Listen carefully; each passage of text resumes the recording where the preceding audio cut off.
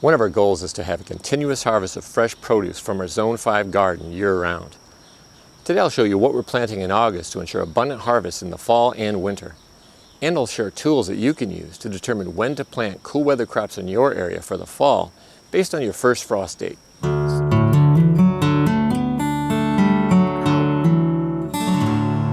Many cool weather crops can be planted in the summer in Zone 5 for a fall harvest.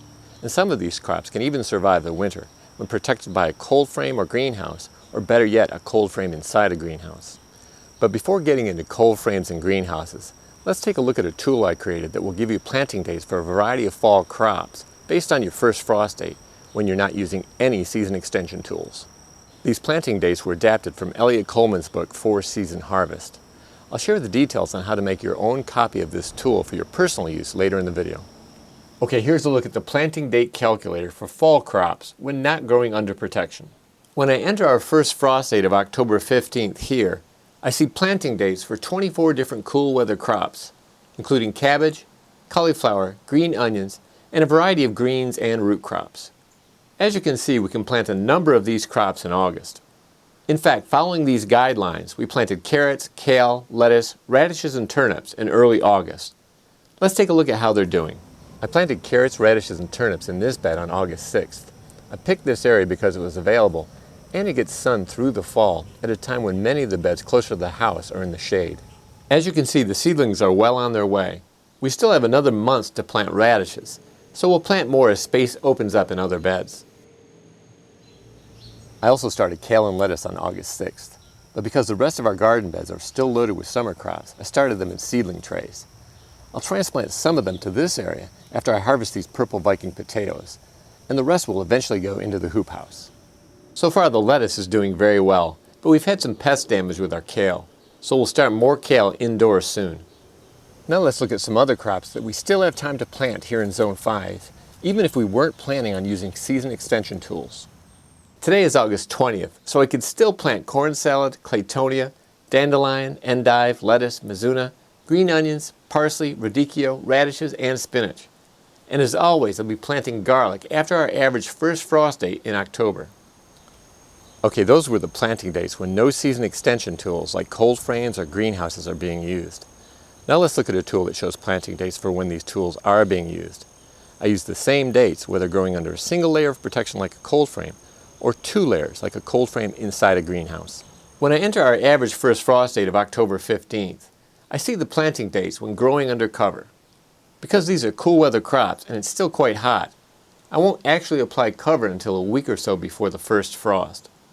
The first thing you'll notice is that the planting date ranges are extended into the future. Growing under cover allows us to plant many crops later into the summer and some into early fall.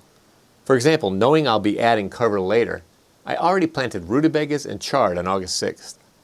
Of the remaining crops that I still have time to plant, I'll plant carrots, corn salad, kale, bunching onions, lettuce, and spinach over the next couple weeks. Some of the varieties I'm planting are especially well suited for winter growing, so I've included links to the seeds in the description below in the event you might want to grow them as well.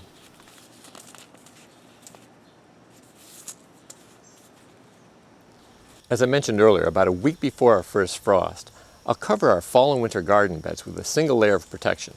For example, here in the hoop house, I'll cover our low tunnels with plastic and bring in the cold frames. And then about 6 weeks after our first frost, I'll add a second layer of protection by covering the hoop house itself with plastic. Eliot Coleman recommends even later planting dates when growing under 2 layers of protection, but we've never had much luck planting later than the dates I just shared with you. So we use those same dates whether we're going to use a single layer like a cold frame or 2 layers like a cold frame inside our greenhouse. The real advantage in adding that second layer of protection is that it allows crops to survive much later into the fall and even into the winter. In fact, many crops survive the entire winter here in Chicago under 2 layers. Some of those crops include carrots, spinach, claytonia, mosh, dandelion, and red vein sorrel. And over some of our milder winters, crops like kale, collards, lettuce, and chard can also survive the entire winter under 2 layers. I hope I've inspired you to plant cool weather crops for the fall and winter. If you'd like to use the tools that I've shared today, please see the links in the description below. After opening one of the tools, make your own copy by selecting File, Make a Copy. Then enter your first frost date in this cell. The tool will then display the planting date ranges for your area. If you have any questions, please let me know in a comment. If you found this video helpful, please give it a thumbs up.